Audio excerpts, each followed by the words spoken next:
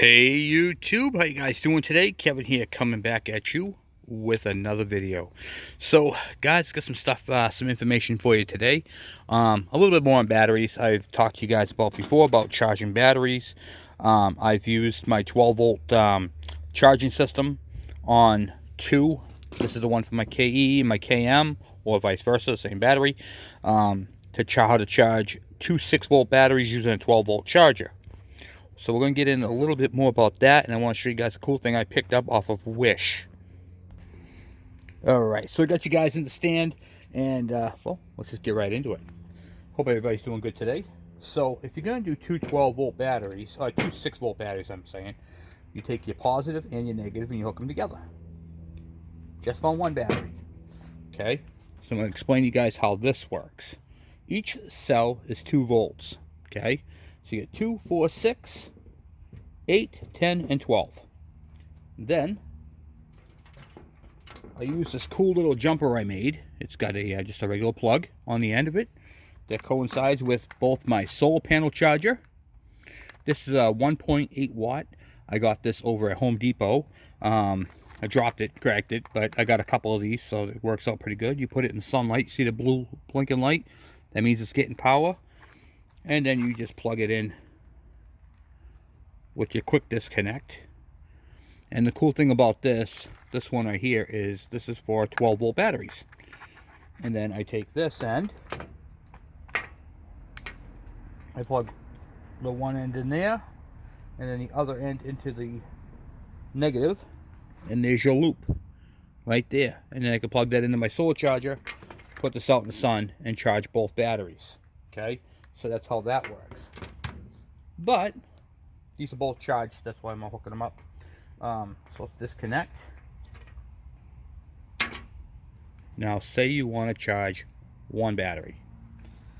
I have 6 volt battery chargers that I could throw on here, but sometimes when I park my bike, I park it out in the backyard, and I park it out in the sun, you know, it's sunny back there and all that. I picked this up off of Wish.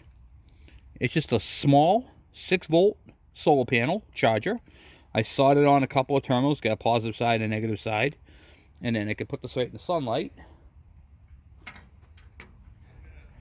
clamp it onto my battery,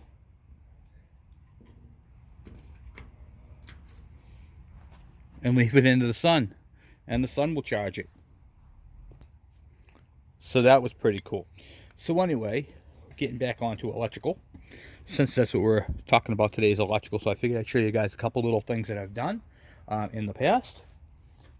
So you remember this right here we talked about on the Kawasaki ke100 and 87. The terminals are all corroded, the ends are breaking off. I mean, the glass, even the end caps are coming off. This thing is just deteriorated to nothing. Look at this. Look at the cap came right off. It stayed right in the fuse. Look at the fuse just broke right there. These are bad connections, guys. So these right here can cause your lights to be dim, cause a high ground, and causing your lights to blink when you turn them on, because it's getting low current. So I took this design, and I keep these plastic caps because you can rebuild these. But there's a couple problems, like I showed you before. There's a hole on this end right here, and on the other side it lets water and corrosion in. Basically the design was if water gets in, it can leak out the other side. That's crap. It doesn't work. You have two fuses. You got your main and your whatchamacallit there, your lights. So these are junk. Okay, here's what I made in place of that. Okay, so you've got your two bullet connectors on the end. You've got your regular factory harness plug. What I did was I got these two electrical fuse holders, which you can get at any auto parts store. I stripped the wires, I soldered them together and heat shrinked over them, and then I got a nice connector there. I'll take some sandpaper, clean that up so it's nice and brass again. And now look what I got, guys. Watertight fuse holders, your main and your light.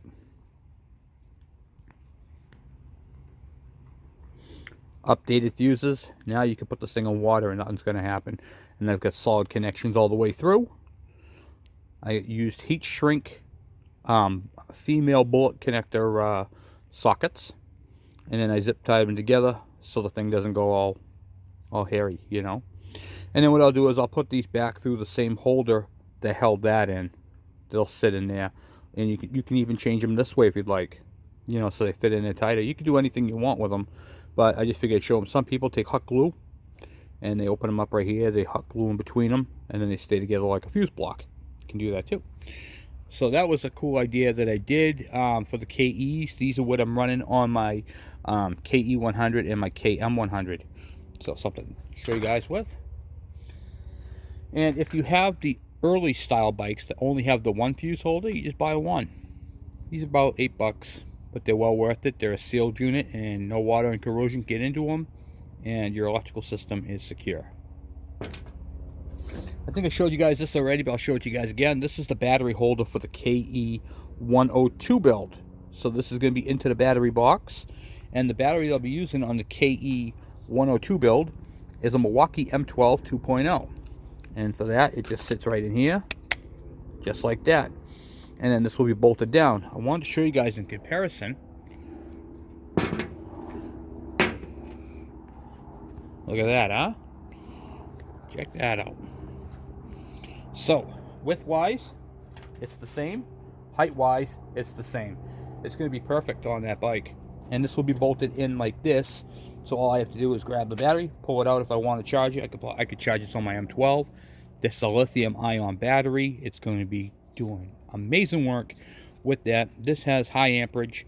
This has low amperage. So I'm going to be showing you guys some modifications. This is one of the included ones on the 12-volt conversion. This is the battery that I'll be running on my bike.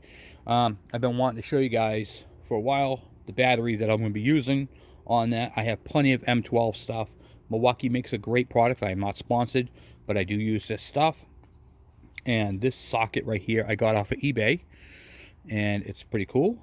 Put the screws in. It doesn't come with the screws. I put those in, but you can see the two terminals, and just boom, and now I got 12 volts right there. You can see my bolt connector on that, and for the negative, and there we go. Cool.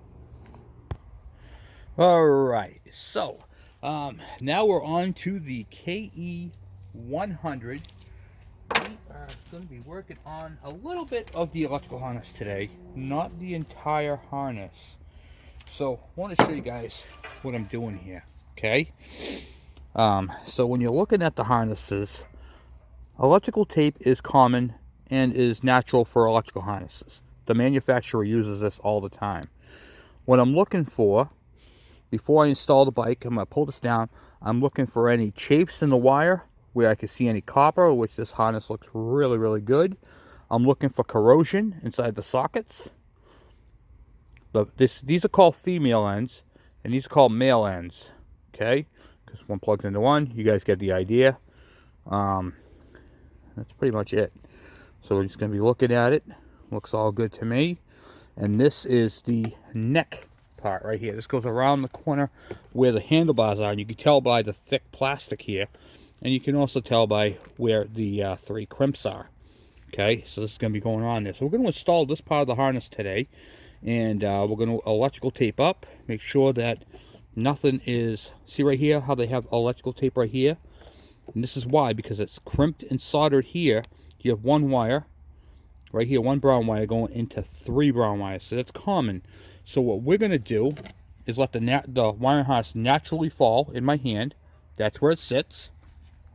And I'm going to electrical tape up here to here, okay, to complete the harness. All right, so now we got the headlight off, which I did that previous. I electrical taped up the harness. Now these are the 2 broken wires right here. These weren't, these were cut. Dennis needed the connector for his bike, which is cool with me because I have that connector. So we're going to put that on at a later date. But you can see how I finished off the electrical on it and taped it up and removed all of it out. Now before I get any further, I want to talk to you guys about this, because if you guys remember correctly, the back of this harness was cut clear off, the one that came off the bike. This part right here was cut clear off the bike. And I said to you, should we throw it away? And I asked you guys for an answer. The answer for this would be to no, don't throw it away, because now I can make test leads where I can plug right into the harness and do testing. So I can put alligator clips on them. I can put whatever I want. So always save your connectors because they are good for testing. And if you ever have a wire that has a broken lead on it, well, now you can go back to this and say, okay, well, now you're not going to become a test lead no more. You're actually going to become a part. So it comes in handy both ways. All right, so let's get this in there. So the way this works is, let me just make sure you guys can see what I'm doing. I'll move you guys right here for a second. And then kind of blow you up. Ready? There we go. Okay. So this harness goes on the left side of the bike.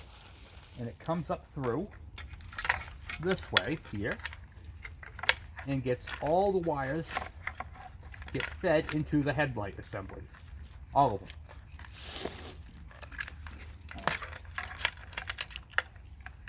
Okay.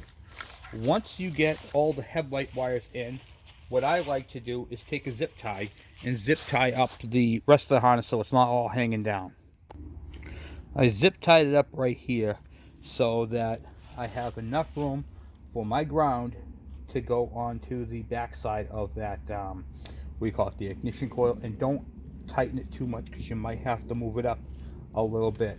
And now we know where our harness has to be. Okay, this little pigtail right here hangs down. This goes underneath, and this little pigtail right here with the brown wire and the orange wire, that's for your directional, and that goes up underneath here. So you want to make sure that's all into place. Alright, so let's get crack-a-lacking right on the headlight assembly here, right where all those wires just came through. And you guys can see right there, now I have a whole bunch of wires. But before I connect any of these up, I'm going to go use something real quick. I'm going to use what they call dielectric grease. This is made by Permatex. Where are you guys? Made by Permatex. This is bulb grease, also aka, see up top there, dielectric. This is for electrical connectors. So what you're going to do is you're going to take these. This keeps the water out. This stops the corrosion. And your bike does not have this put on it in the factory, and it should. You just take a little bit, go over your connectors, match your connectors, match your wires, match all that stuff. Okay, so you got this brown wire right here, goes into this white wire. Okay, and you can see the wiring. Okay, it's all got to go through the same way, and it changes over and all that. All right, some of them have a black connector. This is not the right one for this. This one is the right way. So you're going to match your black with your black. And if you look on the wiring, okay, did you see what I did there? That black connector plugged perfectly into that white connector, but it wasn't the right one. How did I find that out? It's because when I see on the top one here, brown wire, green wire, green wire. Flip them on the side, check all your wiring. Green, green, black with white, black with white. Flip it over this way, red with white, gray, and gray. So this is the proper one connected to that socket. That's pretty much all you're doing. You're just matching, your color matching connectors. Now this right here probably goes up to the, one of these is going to go up to your ignition switch, which we don't have on the bike at the moment. And then a couple of these wires like this, one with the brown and the black, that gets tucked back through your harness, back through your headlight. You're going to take a little bit of dielectric grease, one little piece there, one little one there, and then that is going to plug into your horn. So your horn wire is the black and the brown wire, and those are going to plug right into the back side of your horn, which we're going to be doing a whole segment on just the horn alone, because there is so many things I need to talk to you guys about the horn. To make your horn louder, and if it's not working, how to diagnose it, turn it up, make it louder. I got really fat fingers and it's really cold out. Okay.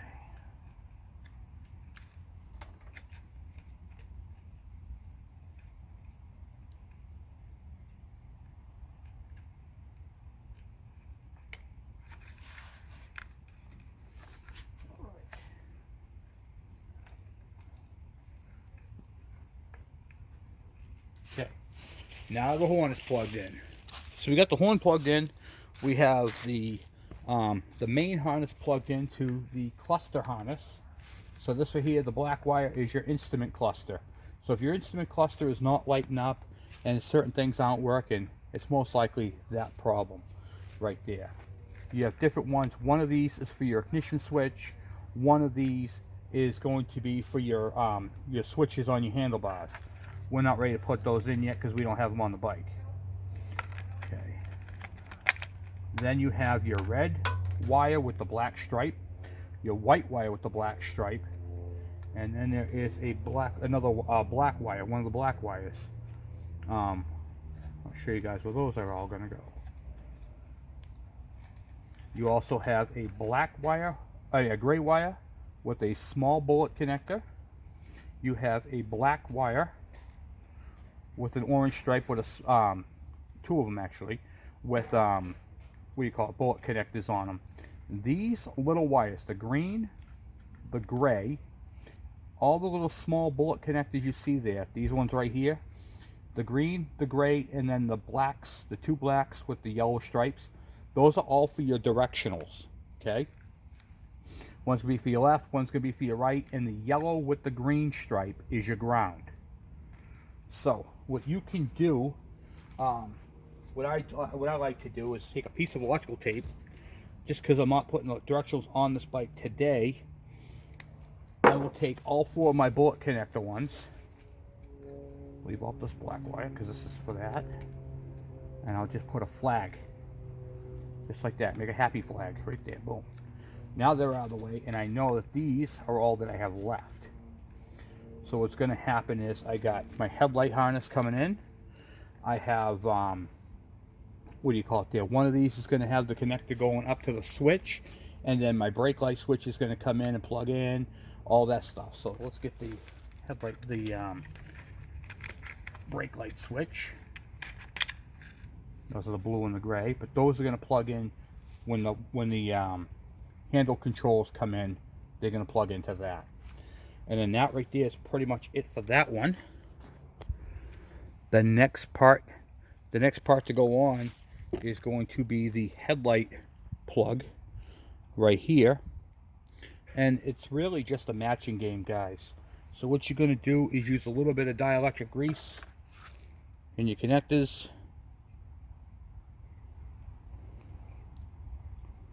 Doesn't have to be a whole lot, just a little bit, you know, little dab will do you know what I mean? And then match your wiring. So we got the red with the black stripe, plugs into there. There's another side over here because that's going to go up to another controller. Same thing with this one. This has 2 negatives on it, so we're going to go to one side.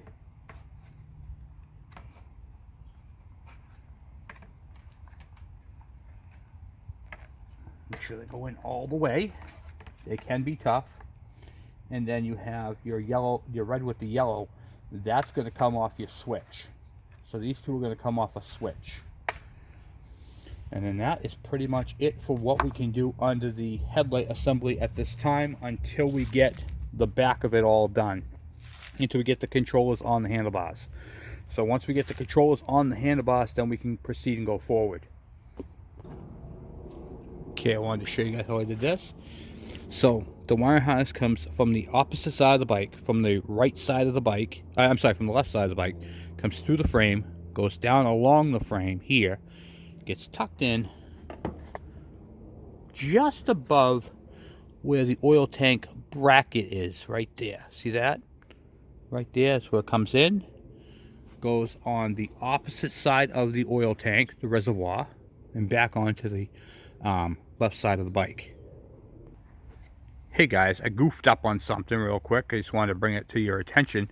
The headlight, not the headlight, the switch for the handlebars, for the front brakes, actually goes down to the frame and connects over there in the blue and brown wires, where all the brake wires connect.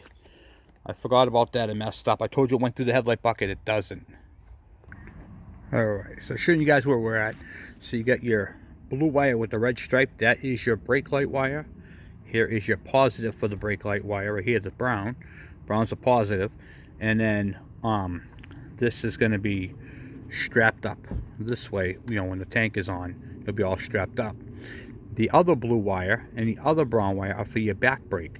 So the sensor from right there is going to come up and plug into that, and then the rest is engine harness. Okay, you have your charge coil, and then you're going to have your little wire that I told you we have to fix. That one with the black and the green. The other thing is the ground is right here. This is your main ground for the frame. So make sure that this ground is properly connected, and that's the one with the yellow stripe, not a white. The white is your ignition. If you ground out the black wire with the white stripe, you will not stop this bike ever. Alright, so that's what I got for you guys today. Thank you for watching, thank you for subscribing, and thank you for hanging out with me. So if you guys haven't had a chance, hit that subscribe button, hit the bell for notifications when I post videos, and we'll get working on some more. Thanks guys, I'm out.